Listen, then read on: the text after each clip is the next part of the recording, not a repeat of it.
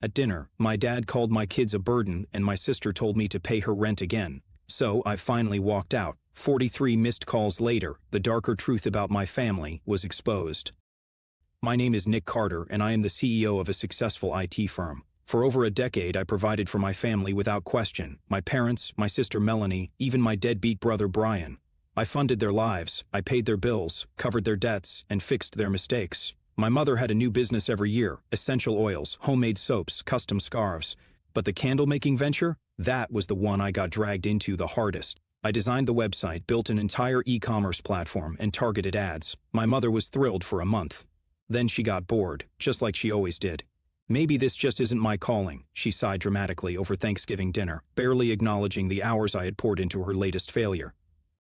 And my father? His favorite line was, "Melanie works so hard as a nurse. You know how tough it is raising 2 kids alone. She needs help, Nikki. You can afford it." Melanie had never been good with money. Credit card debt, payday loans, impulsive purchases. Every time she was drowning, I was the lifeline. It was always an emergency, always a crisis. Then there was Brian, fired from his last 3 jobs, the most recent one for showing up drunk to a corporate meeting. He never got lectures, never got guilt-tripped because he was going through a rough patch. But me? I was the golden goose, the one who had made it. And apparently success came with a price. My freedom. It wasn't until my own sons were growing up that I finally saw the truth. My parents barely acknowledged them. If I asked for help watching them, it was, "Oh, Nick, maybe you should hire a nanny. We're too old for this." But if Melanie needed a babysitter, they dropped everything.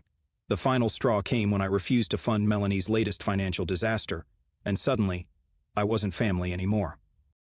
I never questioned it growing up, that Melanie got the brand new iPhone for her birthday while I got a practical gift like a laptop for school.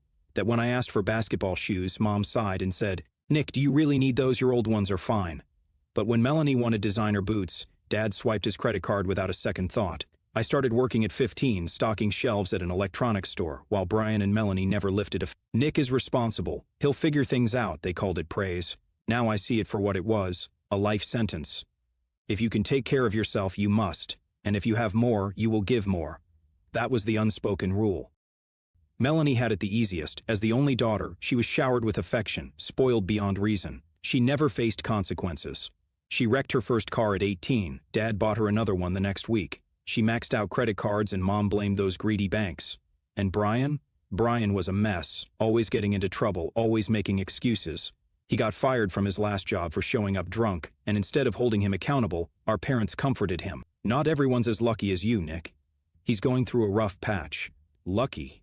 I built my life from nothing. I started my IT firm in a tiny apartment, pulling all-nighters, living off instant ramen. No handouts, no safety net.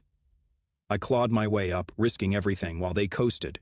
And when I finally made it, they acted like my success belonged to them. "We're so proud of you, son. You're doing so well. And you know, family takes care of each other." That was always the line, the guilt trip wrapped in praise. It started small, little things here and there. Melanie needed help with rent, just for 1 month. Brian had an overdue credit card. Mom's car broke down. Dad's roof needed repairs. And I could help. I was making 6 figures after all.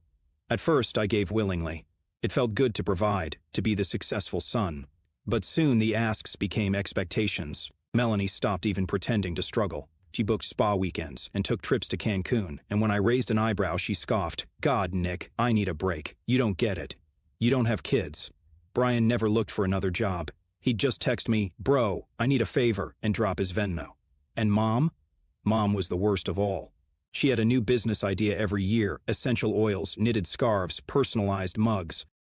Each time I was dragged in to build the website, set up payments, run ads. Then came the candle disaster. Mom decided she wanted to start selling homemade candles. "It's going to be huge, Nick. People love handcrafted stuff." I should have known better, but I spent weeks coding an e-commerce site for her, built her a beautiful online shop, even paid for the first batch of inventory. She lost interest within a month. "Maybe candles just aren't my passion," she said. Like all the other failed ventures, like the thousands of dollars I'd sunk into her ideas, hoping this time it would be different. But I never said anything because it was Mom. And then came the ultimate slap in the face. My own children, my actual family, were an inconvenience to them. Mom refused to babysit. Dad wouldn't help either. When I asked, I got the same patronizing response. "Nick, you can afford a nanny. You should hire someone professional." But when Melanie needed a babysitter, they dropped everything. When she had an issue with her kids, it was everyone's problem. When Brian drank away his last paycheck, it was my problem. But my problems? My needs? Nick, you're independent. You don't need anything from us. They were right. I didn't need anything from them. But for the first time in my life, I started wondering, why did I need them? And what would happen if I just stopped giving? The day I said no, it started with a phone call. I was in my office, wrapping up a call with a major client, when my phone buzzed with Mom's name flashing on the screen. I almost ignored it. Almost. But the thing about my mother was, if you didn't answer the first time, she'd just keep calling and calling. With a sigh, I picked up. "Nick, sweetheart, we need to talk." Her voice was sugary sweet, the same voice she used when she wanted something. "What is it, Mom?" "It's your sister. She's in trouble." Of course she was. Melanie was always in trouble. "What now?" I asked, already knowing I wouldn't like the answer. She lost her job." I leaned back in my chair, exhaling slowly. "Let me guess," I said, rubbing my temple. "She needs money." Mom hesitated, that slight pause, that fraction of a second where she realized I had caught on. "Well, it's just temporary," she said quickly. "You know how hard she works. She's been juggling the kids, the house. It's been so stressful for her." "No." Silence. A stunned, unnatural "What?" Mom finally said, as if I had spoken a foreign language. I said no, Mom. The words felt strange in my mouth, unnatural, like breaking a script I had been following my entire life. "Nicholas, she has 2 children. How can you be so heartless?" "She also has an ex-husband who pays child support," I shot back, "and 2 parents who could help." "Why is it always me?" "You know Brian can't afford a sharp inhale." "Nicholas, this is your family," she said, her voice turning cold. "No, Mom," I said, my voice just as icy. "I was your bank account, and I'm closed for business." And for the first time in my life, I hung up on her. I expected guilt, I expected doubt, but all I felt was relief. And then the storm came, the fallout. The next morning, my phone was a battlefield, missed calls, voicemails, texts. "Dad, you are abandoning your family. Unbelievable." "Mom, I can't believe how selfish you've become." Melanie, "Wow, just wow. Nick, after everything I've done for you." Brian, ironically, was silent, maybe because he knew this had been coming. And then, the final message from Mom. "Your father's in the hospital. I hope you're happy." My stomach dropped. The hospital guilt trip. When I arrived, Melanie was already there, pacing outside Dad's room, her arms crossed tight. The moment she saw me, she scoffed. "Oh, look, the golden boy finally decided to show up." "What happened?" I asked, ignoring her tone. Mom stepped out of the hospital room, her eyes red but calculating. "He had a stress episode," she said, "from everything you put him through." I let out a bitter laugh. "Oh, so this is my fault?" Melanie glared at me. "You abandoned us, Nick. You just cut us off like we were nothing." "You were nothing to me," I said flatly. "Nothing but parasites." Melanie gasped like I had slapped her. "Nicholas," Mom scolded, but I wasn't done. "You think I don't see what's happening here?" I gestured to Dad's hospital bed. "This isn't stress. This is a pathetic attempt to guilt me into paying for you all again." Silence. Then Dad's weak, hoarse voice. "We're your family." I stepped closer, looking him dead in the eyes. "No, Dad. You were a bill I kept paying." I turned and walked out. The real test? I expected things to go quiet after that. I was wrong. The next week, my parents went nuclear. They started calling my employees, asking them to talk sense into me. They reached out to my business partners, feeding them sob stories about how I was letting my poor, struggling family suffer while I lived in luxury. They even showed up at my house. I refused to answer the door. Then, the kicker. Mom texted me a bank account number and a single message. "Just send what you can. We forgive you." Forgive me? That was the moment I knew this wasn't about love. It had never been about love. It was about control. I blocked their numbers. Every single one. And just like that, I was free. The one I didn't expect. A week later, someone knocked on my door. It was Brian. Sober. He looked different, tired, maybe older. "I know what you're thinking," he said. "And no, I'm not here for money." I crossed my arms. "Then why are you here?" He exhaled slowly. "To say you were right." That caught me off guard. "Come again." Brian rubbed his face. "After you cut them off, they turned to me. I help, like I suddenly had a trust fund stashed somewhere." He laughed bitterly. "When I told them no, Mom lost her mind, called me a disappointment, said I wasn't a real son if I wouldn't sacrifice for my family." I stayed silent because I knew exactly how that felt. Brian shook his head. "They don't love us, Nick. They love what we give them." I studied him carefully. For the first time in years, Brian wasn't just the screw-up brother who wasted his chances. He was someone who finally saw the truth. "So, what are you going to do?" I asked. He shrugged. "What you did. Walk away." A part of me wanted to tell him it was too late. that he had spent too long on their side, but another part of me, the part that still believed people could change, offered him a beer instead. They should have never pushed me. For years I ignored the signs. For years I told myself that my family loved me, that I owed them for raising me, that it was my duty to take care of them. But the moment they suggested I should hire a nanny for my own kids instead of expecting my parents to help, that was it. That was the moment they made their biggest mistake. Because in that moment, I saw the truth. They didn't see me as their son. They didn't see me as their brother. They saw me as a wallet with legs, and I was about to show them exactly what happens when you bite the hand that feeds you. Step 1. Cutting them off completely. Blocking their numbers was just the beginning. I made sure they had no access to me anymore, changed my email, cut them off from my business contacts, warned my assistant not to accept any calls from them. I even changed my home security system, just in case Mom got any ideas about showing up unannounced. And then I waited. Because I knew they would come crawling back. I didn't have to wait long. Step 2. Making them pay. Literally. A month passed, then came the first desperate email. Mom's email. Nicholas, we need to talk. Your father is struggling with medical bills, and Melanie is at risk of losing her apartment. We are still your family. You can't just abandon us. I smiled because what she didn't know was that I had already spoken to Dad's doctor. And surprise, surprise, he was fine. No serious medical issues, no massive hospital debts. Just another lie. Melanie's apartment? Oh, I had checked. She wasn't at risk of losing anything. She had just spent too much on luxury vacations again and wanted me to cover it. So I ignored the email. 2 weeks later, they tried again. Dad's email.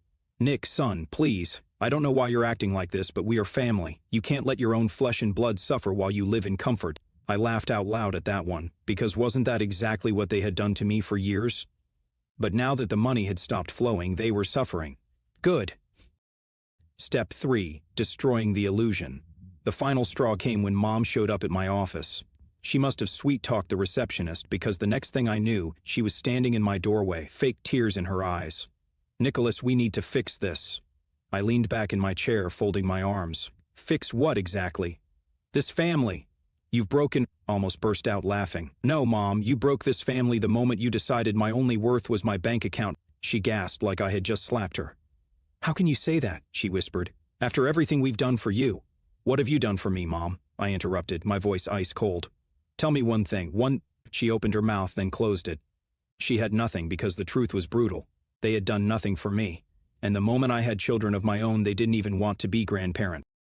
They just wanted me to pay for their lifestyle forever. I stood up, walking around my desk until I was standing right in front of her. You want to know the real reason I cut you all off? I asked, my voice dangerously quiet. Mom swallowed hard. Because when I asked you to watch your own grandchildren, your own flesh and blood, you told me to hire a nanny. Because helping me, for once in your life, was too much to ask. She turned pale. I didn't mean... Yes, you did, I cut in. And that was the moment I realized, you don't care about me. You never did. And now? Now I don't care about you either. Her mouth opened, then closed, because she knew she had lost me for good. She tried one last tactic, tears. Mickey, please. We're your family. I smiled. Not anymore, and I called security to escort her out. Step 4. The final blow. The next day, Dad called Brian, desperate, begging him to talk some sense into me. And Brian? Brian laughed in his face. Nick was right about you all along, Brian told him, and I finally see it too. So guess what, Dad? I'm done with you too. That was it. That was the real end of our family because now they had no one left to leech off of. And without my money, without my support, they crumbled. Melanie's downfall. Melanie lost her apartment within 3 months. She called everyone she knew, begging for a loan. No one helped her because I had made sure they all knew exactly what kind of person she was. She had to move back in with our parents, the very people who had enabled her for years. Imagine that, 36 years old, broke, and stuck in the same childhood bedroom she once mocked me for being too serious in. Dad had to sell the house, not just sell it for less than market value. Turns out he had racked up so much debt that the bank was ready to take everything, and guess what? For the first time in his life, he had no one to bail him out. Mom tried to beg other relatives for help, but guess what? I had already told them everything. No one wanted to bail them out because no one wants to help a family of leeches once they realize the truth. And me? I went on with my life, better, happier, finally free, and I didn't feel a single ounce of guilt, because they had brought this on themselves. They should have never pushed me. They should have never made me choose between them and my own family, because they never realized I was never really theirs to begin with. 1 year later, the best decision I ever made. It's been exactly 1 year since I cut my family off, 1 year since I stopped being their personal bank, 1 year since I finally chose myself, and let me tell you, I regret nothing. What happened after I walked away? At first I expected guilt, maybe a little doubt. Instead, I felt free for the first time in my life. My phone wasn't constantly buzzing with demands. I wasn't stressed about covering someone else's rent, bills, or last-minute emergency that was never actually an emergency. I could finally focus on my life. My business thrived. My marriage became stronger. My kids? They got the father they deserved. One who wasn't constantly exhausted from trying to solve everyone else's problems. And my family? Oh, they crumbled. Melanie, living in her own mess, lost her apartment and had to move back in with our parents. From what I've heard, it's been less than ideal. She's been jumping from one low-paying job to another, constantly complaining about how life isn't fair and Nick abandoned us. But the best part? Mom and Dad finally realized just how much of a financial burden she is. Turns out, without me funding her lifestyle, she's just another broke, entitled adult who never learned to take care of herself. Dad sold the house at a loss. The bank was breathing down his neck with massive unpaid debts, and for the first time in his life he had to actually deal with the consequences of his actions. The man who lectured me about family duty and responsibility is now renting a tiny apartment in a bad neighborhood, struggling to make ends meet. A few months ago, Mom tried one last time to guilt me back in. She sent me an email. "Nicholas, your father and I are getting older. We can't live like this forever. You need to understand that family is family no matter what. Let's put the past behind us." I laughed out loud reading it. I didn't even bother responding because the truth is, the past isn't the problem, they are. A few months ago, I decided to share my story online. I was curious. Was I the bad guy for cutting them off? Was I really as selfish as they claimed? So, I posted my entire experience on Reddit, and the response was explosive. Thousands of people commented, tens of thousands upvoted it, people cheered me on, some even shared their own stories about cutting off toxic families. It blew my mind. I had spent years believing I was the only one going through this, that I was somehow wrong for standing up for myself. But reading the comments, it confirmed everything. I wasn't wrong. I wasn't cruel. I wasn't selfish. I was just done being used. Last week, I got one final email. It was from Melanie. "I hope you're happy, Nick. Mom and Dad are struggling and I'm barely making ends meet.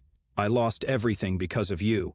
But I know one day you'll realize your mistake, and when that day comes, I hope you remember that family forgives. I'll be waiting." I read it, smiled, and deleted it because the only mistake I made was not cutting them off sooner. So here I am, 1 year later, living the best life I've ever had. My business is thriving, my kids are happy, my stress is gone, and my family? They're finally dealing with the consequences of their own actions. If I learned anything from this past year, it's this. Family isn't blood. Family is who treats you like family. And some people don't deserve a second chance.